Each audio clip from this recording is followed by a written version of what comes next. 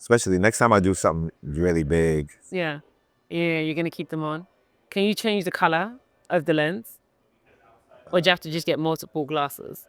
Yeah, I think I get multiple glasses. Well, these change in the sun. They get darker in the sun. Oh, really? Yeah. Yeah, so this was the color I was going to get. So these are like light during the day. And then, or they're light in How much are they? $500? I don't know. Oh, they get you for free? You better, yeah, when they give you another one, give me one. Give me a number, give me one. Let me know when you're ready for us. Oh, okay. Well, thank you for joining me. So it'll take a few minutes to warm up. So one of the things I've started doing with my friends and people that I know is I wanted us to come together to talk about how we live our life to a T. Gotcha. I think we go through life every single day in this hurry and we don't actually enjoy life. And I don't want us to die young, you know? So with that, I want us and you and my friends and people that don't know you to get to know you. That's the first part. Okay. We're also going to talk about, we're going to shoot this a couple of times. We're also going to talk about how you stay grounded, how you make sure you take care of your health.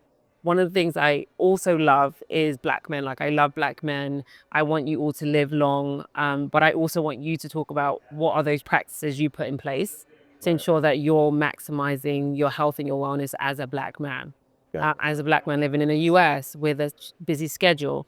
We're also going to talk about your successes because you're also really successful. So there's a kind of the gist. But we're going to start rolling. He's rolling. So we're just keep. we're going to keep. So first and foremost, thank you so much, Trauma. No problem. Tell us a little bit, for those who don't know, I know who you are. Yeah. And I know the amount of success that you've accumulated over the years, over the decades. So for those who don't know who you are, who would you say you are? I'm a kid from New York that loves playing music for people, just loves life. I live life. I'm one of those people who I'm always trying to find something that I love to do and go with it, and it changes over time. I think consistently, I'm a DJ, and consistently it has been music and DJing, but not always. I've had times where I've taken breaks and done other things. Yeah. You definitely like to live life. That I know. And you've actually accumulated so many experiences over time. What would you say, give me 3 highlights of your career so far?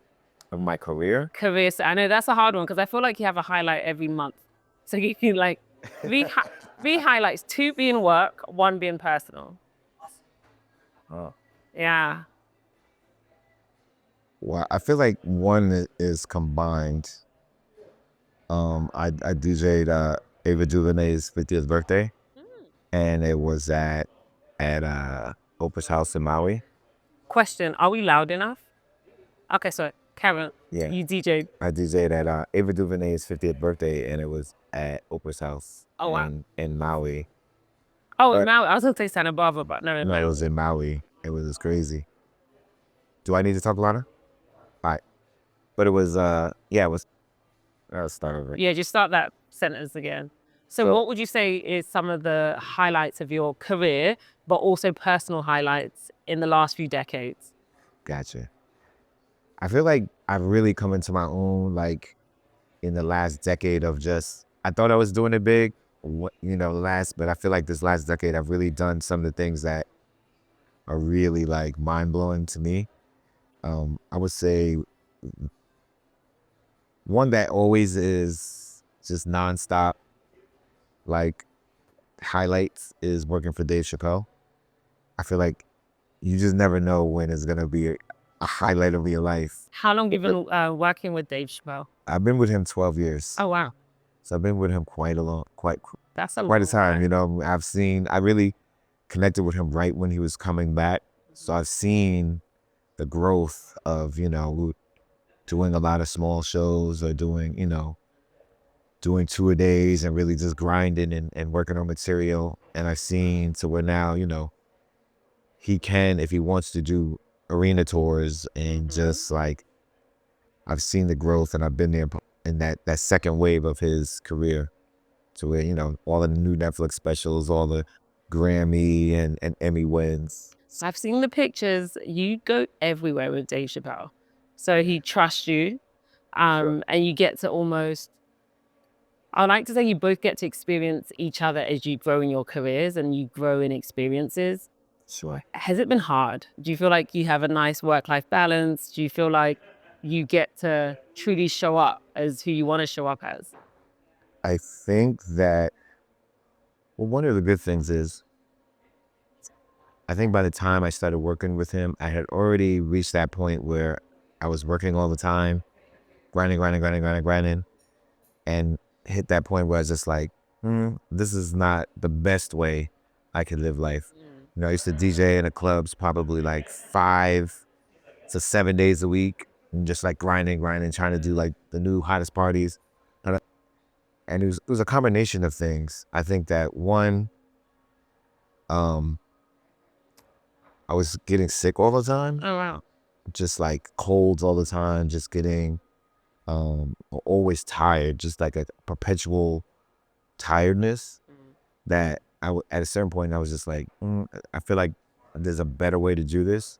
And I can't say that it was like a plan. I just came up with this aha moment where I realized I needed to kind of tweak things. But I think over time, one thing was, I saw Ariana Huffington. I saw an interview and she was talking about sleep and the relation of sleep to your health.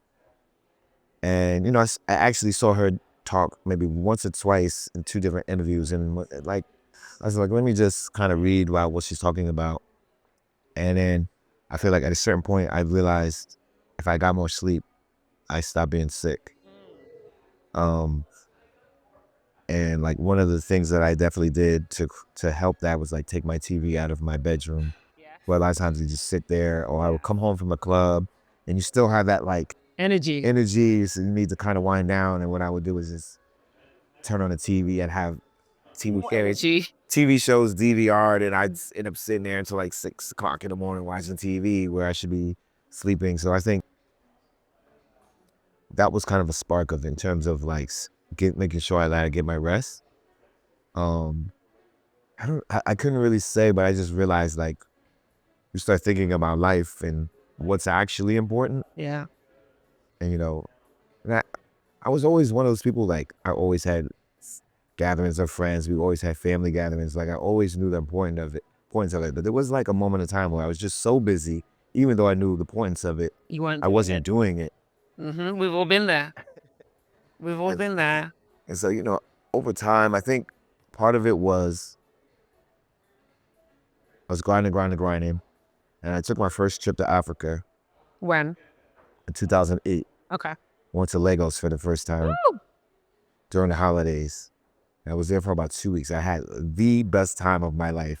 Who doesn't have a good time in Lagos? Can we just, I might be biased because I'm Nigerian, but who doesn't have a good time in You Lagos? have a good time depends on who you know. Okay. It's very much a who you know type of thing. But I definitely knew the right people. And I DJ'd at a club for like, you know, a few times over 2 weeks. But like, I met so many people there that I was just like, oh, I love this. And then what I realized is that there's so many people doing what I do. The world can be very small, and in the diaspora, there's like people doing things at a high level. Especially as a Black African or African American, or you know, a Black, you know, London or UK, somebody. The world is small, and you're always, now it's like 1 degree of separation. Pretty much to anybody Yeah. who's doing things. And when I went there and they'd be like, oh, you're from Atlanta, do you know so-and-so? I'd be like, yeah. And they'd be like, oh, you're from London, do you know so-and-so? I'm like, yeah. What's so And you connected? know, super connected. And I think on that trip, what I realized is, as much as I was really big in Atlanta, on the radio, doing the top clubs, DJing every night, doing celebrity parties, there was a bigger world, I could expand, is what I realized. I like that. I could expand. And so, and I was one of those people, I always liked to travel. So even still, when I was doing those clubs, I always took time to travel and do certain gigs here and there overseas, but never really put my energy to like, okay, I feel like I need to travel and DJ all over the world. And I think once that trip happened, I started to look for those opportunities. And then what ended up happening is when you start people seeing you do these things all over the world, you could kind of raise your rate, The money went up. but then you don't have The to work price as went up.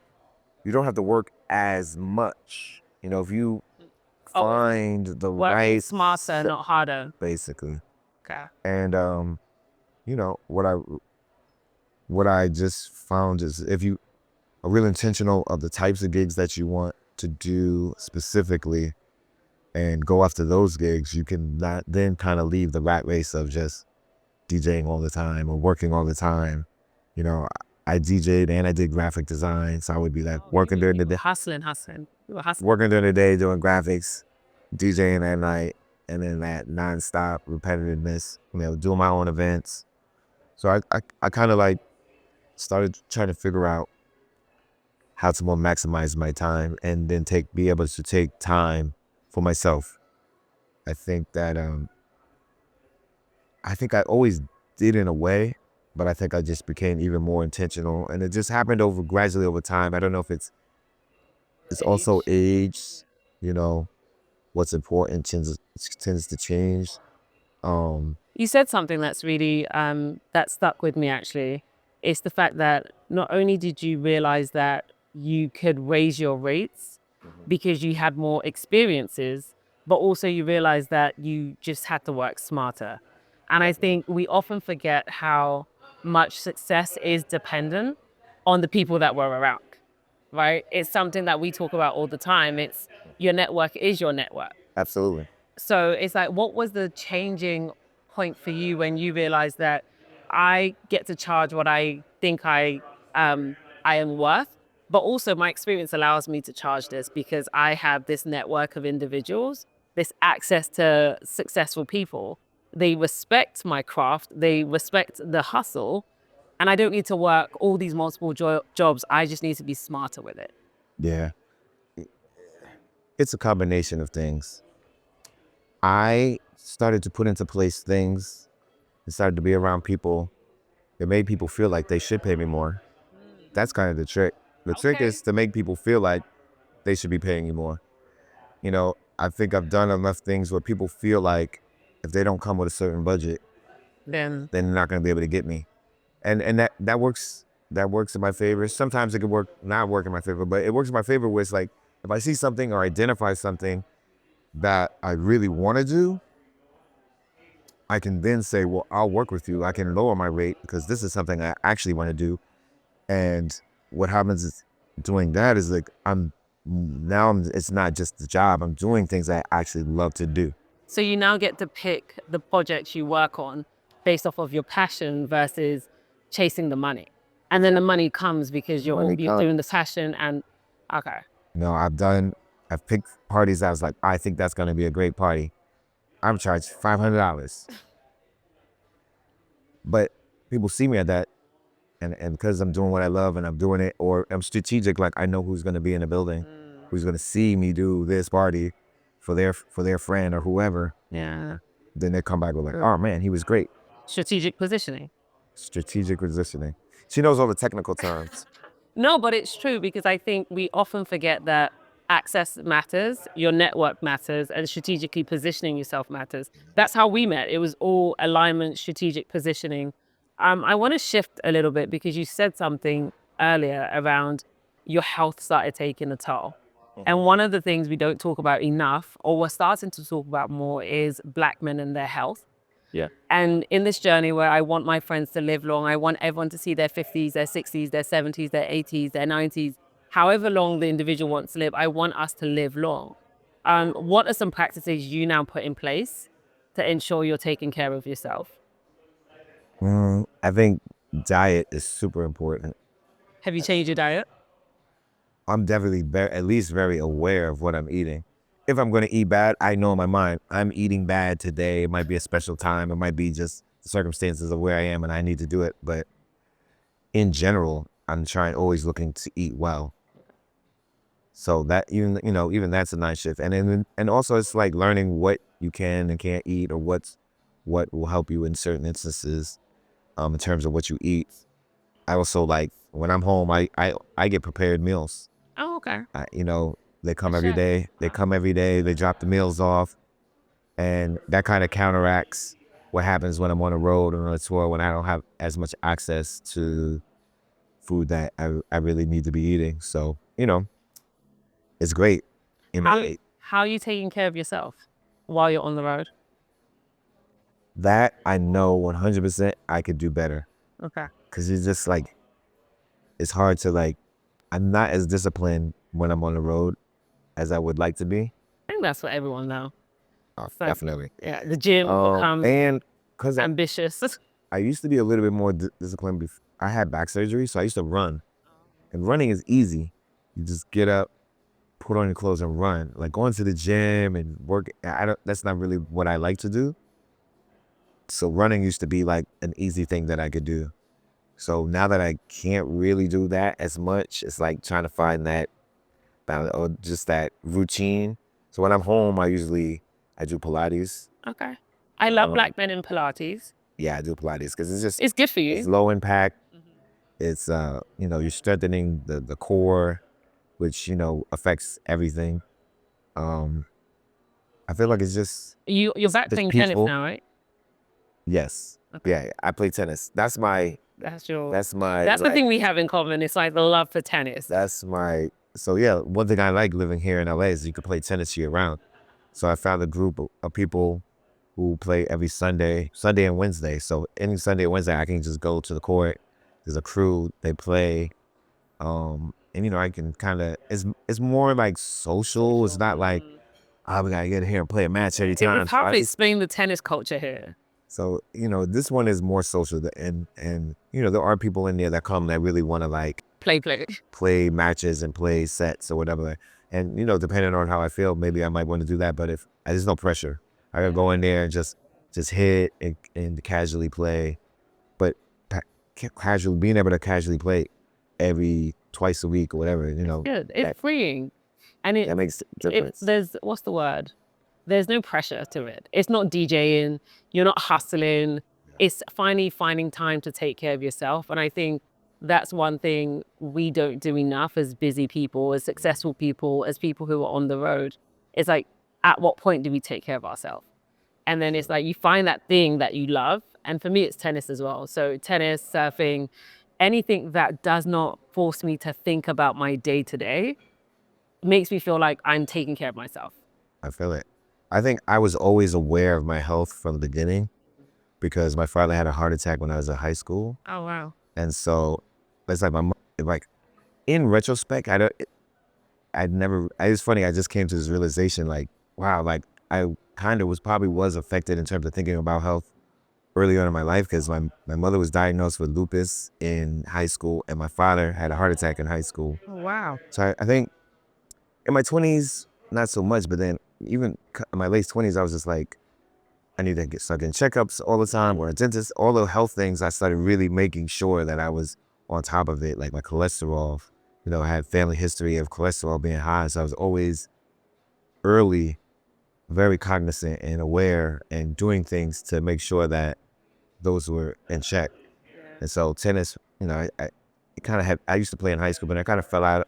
But then like my 30s, I played tennis all the time. I used to be in the tennis league. And then I started You even running. smile when you talk about tennis, by Yeah, the it's way. fun. And so I started running. So I was like, I have a lot of friends who weren't really paying attention in their late 20s and late 30s and are paying for that now, or even into the 40s, where now they're like having all these health issues or like, where a lot of it would have been preventable if they would have been on top of it early.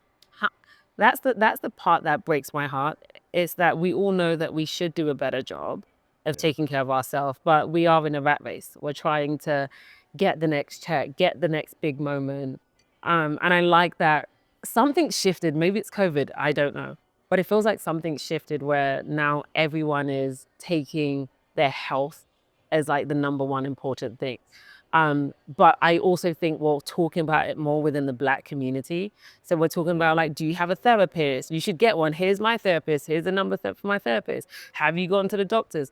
I don't feel like we did that enough. over the last few decades, not even as a community. So it's nice to take a step back and say, hey, I want to maximize my life because I want to live long. A pandemic will do that, make you start. I mean, This would but really, it just slowed people down to be like thinking about health. You know, it was a being bit slow down. afraid of dying and health. You know, will made a lot of people change their habits. Not all. I definitely have some friends who I'd be looking at them like, "You're just gonna eat that every day?" Facts, but I'm like, something 2020, something about that. See, everyone was running, the air was clear, everything felt fresh, and to your point, no one wanted to die.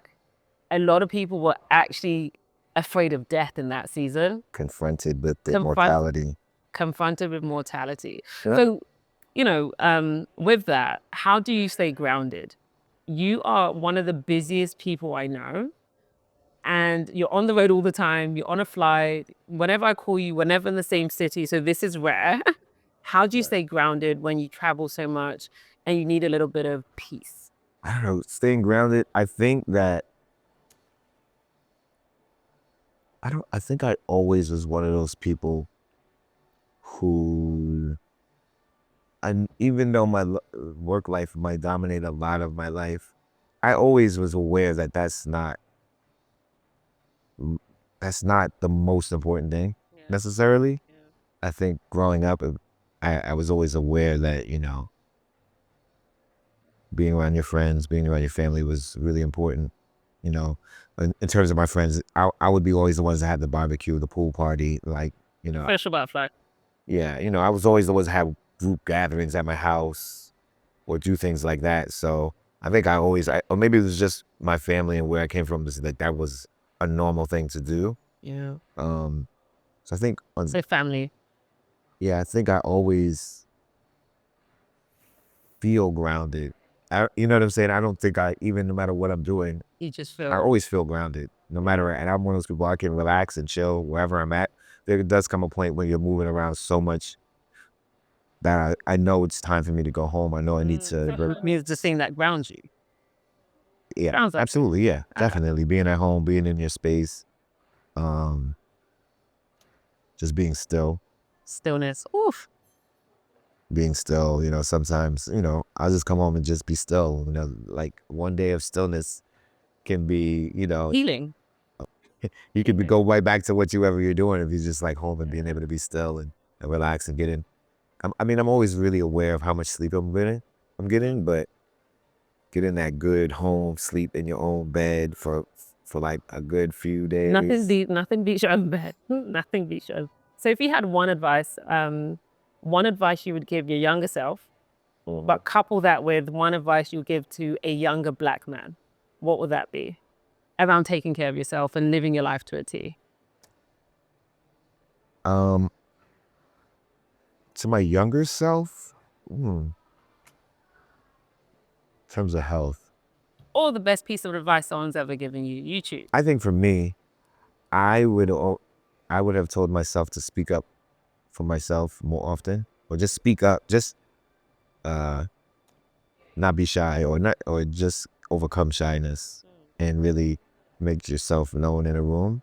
Even to this day, I can fade to the back of a room really fast. Can't It's tell. my known, it's my natural, Safe space though. it's just my natural way of being. But, you know, I know that like if I'm in a room, I should talk to people and have conversations.